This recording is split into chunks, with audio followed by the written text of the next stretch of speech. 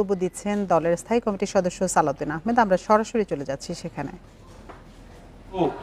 অনির্বাচিতভাবে যেন এই সরকার থাকতে পারে, আপনার কি অবশ্য উদ্দেশ্য আমরা জানি না। যদি কোনোদিন নির্বাচনের দাবিতে এই অন্তর্বর্তীকালীন সরকারকে ঘেরাও করতে হয়, তা হবে আমাদের জাতির জন্য একটি দুর্ভাগ্য। আপনি কি চান এই নির্বাচনের জন্য আপনার সাথে আমাদের কোনো দ্বিধাদ্বন্দ্ব সৃষ্টি হোক? এদেশের জনগণ সংশয় প্রকাশ করুক, এদেশের জনগণ যমুনামুখী লং মার্চ করুক? হুঁশিয়ার করে দিতে চাই, প্রফেসর ডক্টর ইউনূস সাহেব, আপনি বিশ্ববরেণ্য ব্যক্তিত্ব।